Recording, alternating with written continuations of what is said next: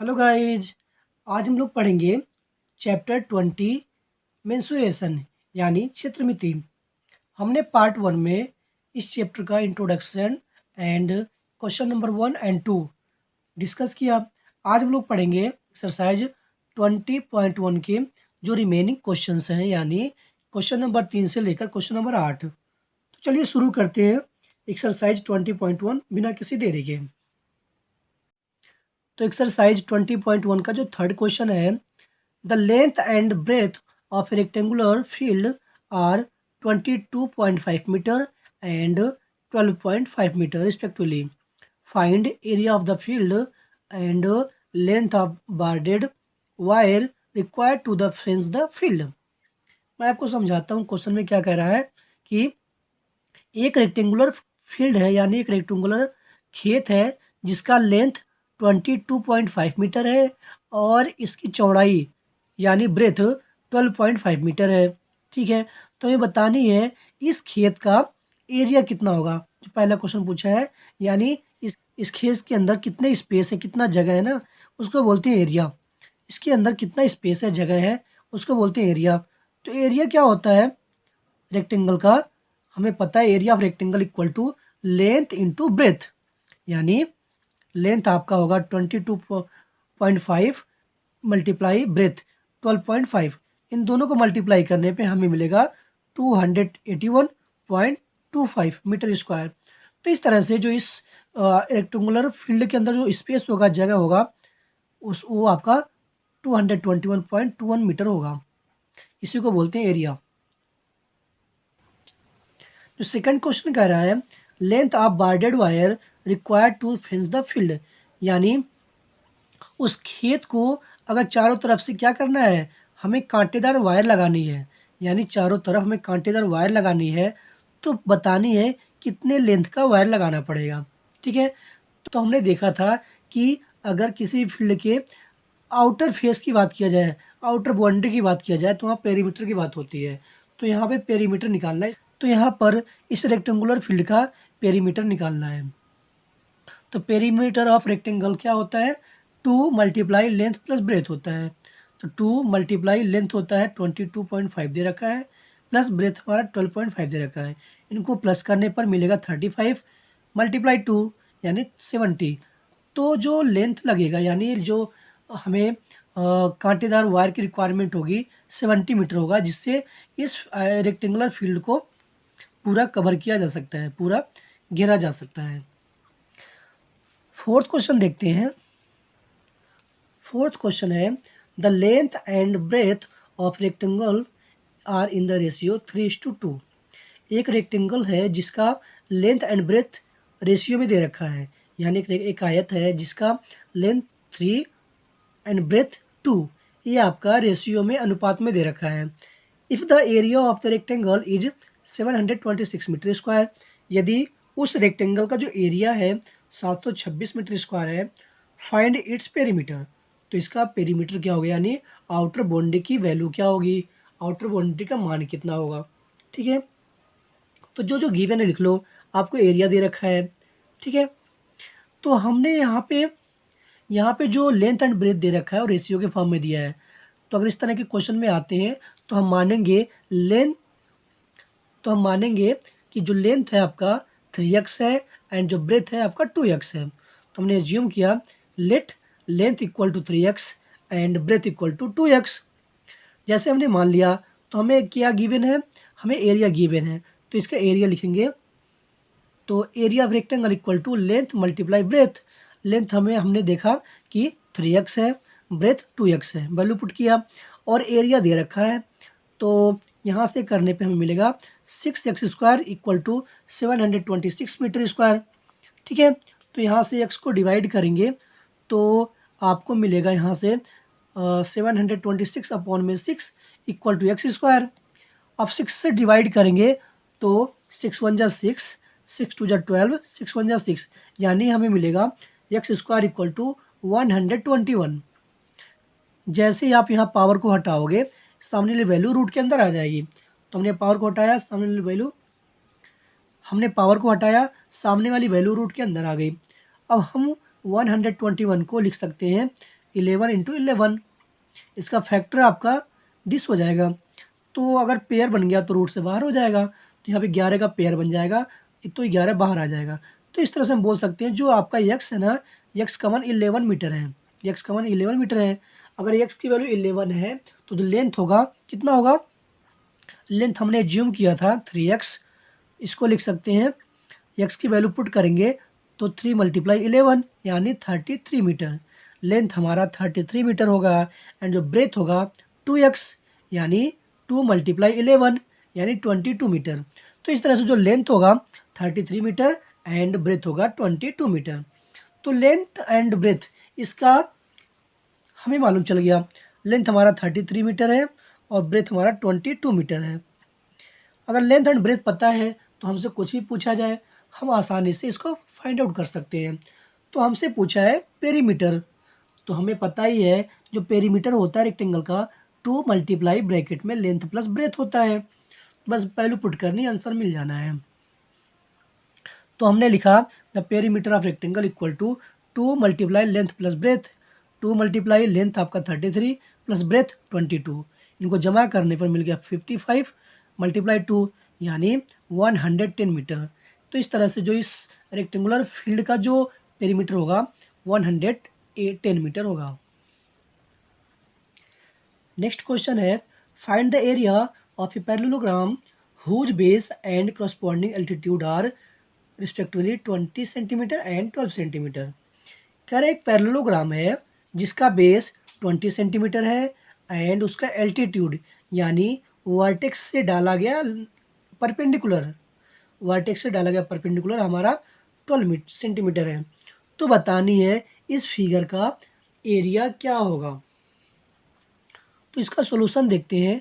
जो गिवन है लिख लिया हमने, बेस 20 सेंटीमीटर, एल्टीट्यूड 12 सेंटीमीटर, और हमने अपने साइड से ये फिगर एज्यूम कर लिया कि पैरेललोग्राम है। पैरेललोग्राम में क्या होता है कि उनके अपोजिट साइड इक्वल होते हैं, ठीक है। तो इस तरह से हमने फिगर एज्यूम कर लिया। अब हमें पता ही है, हमने पार्ट 1 में देखा है कि जो एरिया होता है पैरेललोग्राम का बेस इंटू करस्पॉन्डिंग एल्टीट्यूड, या बोल सकते हो बेस इंटू हाइट बोल सकते हो। तो बेस आपका 20 सेंटीमीटर है एंड एल्टीट्यूड यानी हाइट हमारा 12 सेंटीमीटर है। तो 20 multiply 12 equal to 240 centimetre square इस पैरेललोग्राम का एरिया होगा। तो इस तरह से जो इसका एरिया होगा 240 सेंटीमीटर स्क्वायर होगा। नेक्स्ट क्वेश्चन है area of A triangle is 2800 centimetre square. एक ट्रायंगल है जिसका एरिया हमें 2800 सेंटीमीटर स्क्वायर गिवन है। हमने कि ज्यूम किया ट्रायंगल पी क्यू आर जिसका एरिया क्या है 2800 सेंटीमीटर स्क्वायर है। If base of triangle is 70 centimetre, इसका जो बेस है 70 सेंटीमीटर है, ठीक है। फाइंड इट्स कॉरस्पॉन्डिंग एल्टीट्यूड, तो यहाँ से इसके वर्टेक्स से इसके शीर्ष बिंदु से बेस पे डाला गया लंब, बेस पे डाला गया परपेंडिकुलर, इसकी वैल्यू बतानी है। इसे बोलते हैं कॉरस्पॉन्डिंग एल्टीट्यूड बोलते हैं या हाइट बोल सकते हो आप। तो इसकी वैल्यू बतानी है, इस हाइट की वैल्यू हमें बतानी है यानी पीएम की वैल्यू बतानी है। तो ठीक है, जो गिवन है पहले उसको हमने उसको लिख लिया। Area equal to 2800 centimetre square, base equal to 70 centimetre. हमें पता है कि एरिया ऑफ ट्रायंगल क्या होता है, half base into corresponding altitude, या बोल सकते हैं हाफ बेस इंटू हाइट, कोई भी बोल सकते हैं यहाँ पे। तो हमने लिखा half base into corresponding angle, तो हमने लिखा area of triangle equal to half into base into corresponding altitude और हाइट, दोनों में से कोई भी लिख सकते हैं, सेम चीज़ होता है। तो हमें एरिया गिवन है 2800 इक्वल टू हाफ बेस हमें गिवन है 70 मल्टीप्लाई एल्टीट्यूड। तो यहाँ से आप कैंसिल आउट करोगे तो 35 टाइम जाएगा, एक कट जाएगा 2 से, ठीक है। तो यहाँ पे मिल गया कि अगेन 35 को हमने इधर ट्रांसफ़र कर दिया, तो 2800 अपॉन में 35 चला जाएगा, और इसको कैंसिल आउट करेंगे तो 80 टाइम में पूरा का पूरा एक कट जाएगा, 80 टाइम में 80 बार में पूरा का पूरा कट जाएगा। तो यहाँ से जो एल्टीट्यूड होगा हमारा आपका 80 सेंटीमीटर होगा, जो कि बोल सकते हैं एल्टीट्यूड या हाइट। इस ट्रायंगल का एल्टीट्यूड या हाइट बोल सकते हैं। तो इस तरह से जो इस ट्रायंगल का एल्टीट्यूड होगा 80 सेंटीमीटर होगा। नेक्स्ट क्वेश्चन है, find the area of a trapezium. हमें उस ट्रेपीजियम यानी समलंब का एरिया निकालना है। The distance between the whose parallel side. यहाँ पे दो साइड पैरेलल होती हैं, यानी जो ट्रेपीजियम होता है उसमें दो साइड पैरेलल होती हैं, ठीक है।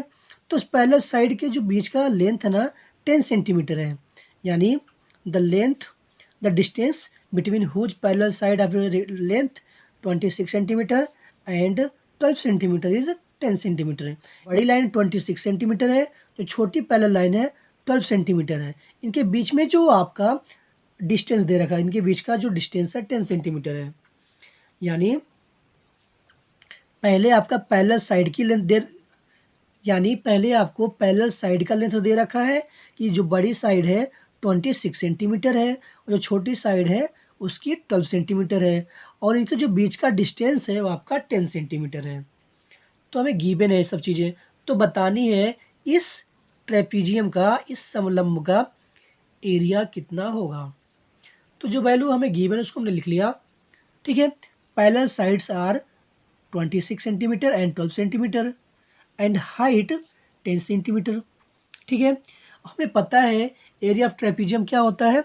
एरिया ऑफ ट्रेपीजियम होता है half into sum of parallel side into height, यानी जो लाइन पैरेलल है ना इनकी वैल्यू, इनको जमा कर दो, ठीक है, इंटू हाइट, और हाइट के वैल्यू को मल्टीप्लाई कर दो। यही आपका एरिया ऑफ ट्रेपीजियम होता है, half multiply sum of parallel side into height. तो हमने लिखा half multiply sum of parallel side, यानी जो हमारा पैरेलल साइड है 26 प्लस 12, ये आपका पैरेलल साइड का जमा हो गया, मल्टीप्लाई हाइट यानी 10। तो यहाँ जमा करने पे हमें मिलेगा 38, ठीक है। 2 से कैंसिल आउट करने पे मिलेगा 19, और 19 इंटू 10, 19 इंटू 10 कैंसिल आउट करने पे मिलेगा 19, 19 इंटू 10 यानी 190 सेंटीमीटर स्क्वायर इस ट्रेपीजियम का एरिया होगा।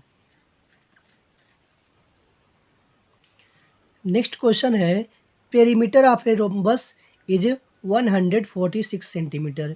एक रोम्बस है जिसका पेरीमीटर 146 सेंटीमीटर है, यानी एक समचतुर्भुज है जिसका पेरीमीटर यानी जिसका परिमाप 146 सेंटीमीटर है, ठीक है। And the length of one of its diagonal is 48 centimetre.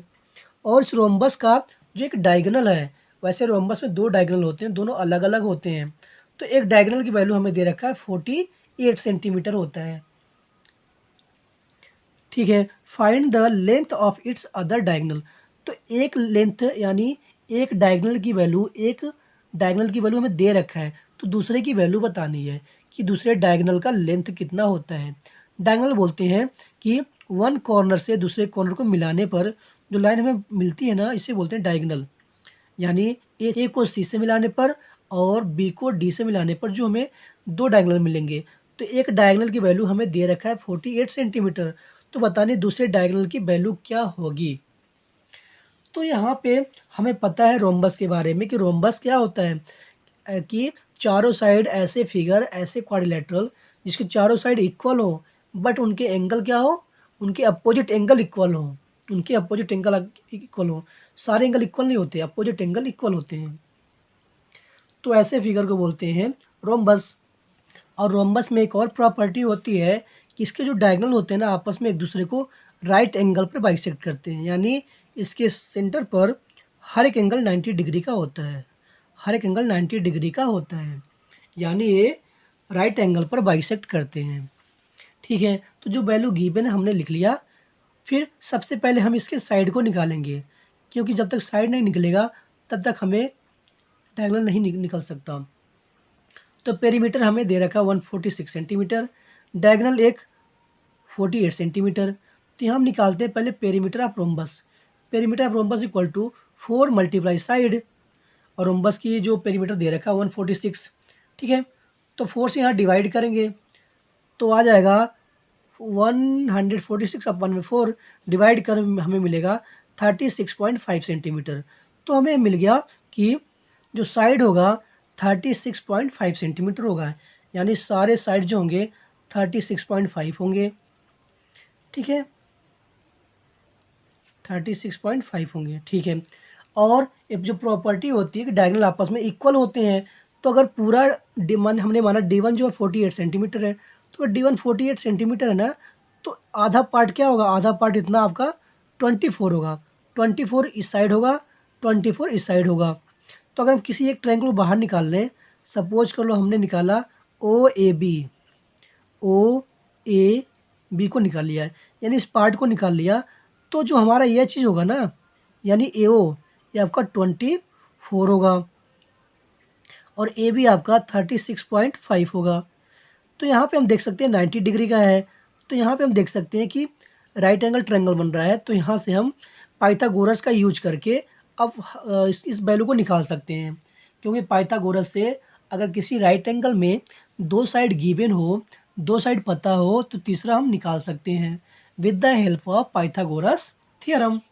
तो पाइथागोरस थ्योरम से हम अदर साइड निकाल सकते हैं। तो हमने वही काम किया है, ठीक है। हमें पता है कि जो डायगोनल हमारा 48 है और यहाँ पे बाइसेक्ट होने पर 24 में दो भाग में डिवाइड हो जाएंगे यहाँ से। तो AO और OC दोनों 24 होंगे, तो यहाँ से AO की वैल्यू 24 आ गई, नीचे की वैल्यू पता है, तीसरी निकालनी है, तीसरा निकाल लेंगे with the help of Pythagoras theorem. तो हमने उस रोम्बस का एक पार्ट हमने निकाला, ठीक है, जिसका AO की वैल्यू 24, AB की वैल्यू 36.5, OB की वैल्यू हमें फाइंड आउट करनी है। तो राइट एंगल के सामने जो साइड होती है हमेशा हाइपोटेनस होती है, राइट एंगल के सामने जो साइड होती है हाइपोटेनस होती है।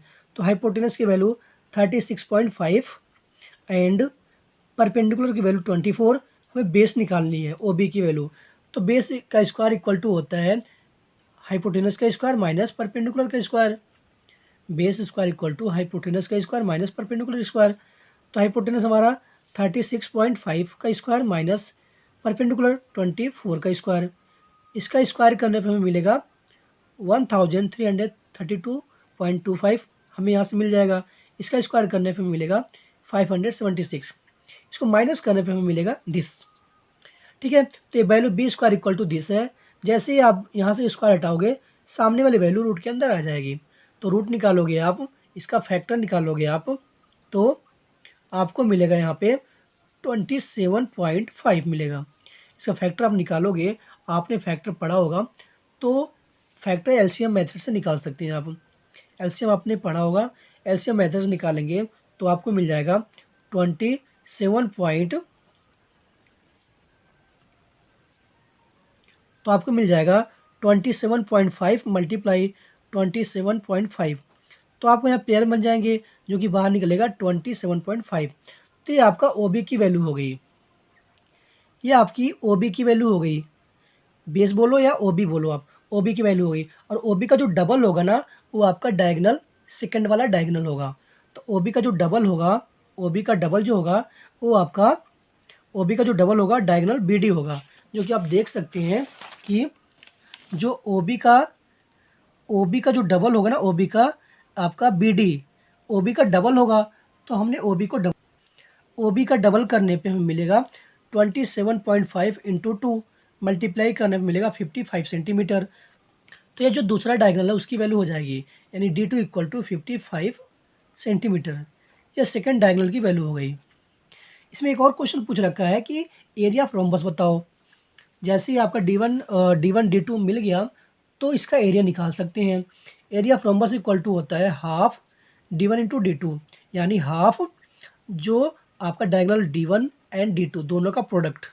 तो हाफ D1 हमें पहले से पता था 48, हमने D2 निकाला 55, दोनों को मल्टीप्लाई किया और सॉल्व किया, तो यहाँ से कटेगा 24 इंटू 55, आपका मिलेगा 1322 सेंटीमीटर। तो इस तरह से जो हमारा एरिया है 1320 सेंटीमीटर एंड सेकंड डायगोनल जो होगा 55 सेंटीमीटर निकल गया। तो इस तरह से गाइज जो एक्सरसाइज है 20.1 हमारा कंप्लीट हुआ और हमने पूरी कोशिश की है कि आपको हर चीज़ क्लियर हो, बट फिर भी कोई अगर इश्यूज है तो आप हमें कमेंट कीजिए और हमारे चैनल को लाइक कीजिए, सब्सक्राइब कीजिए और हमें सपोर्ट कीजिए। Thank you for watching.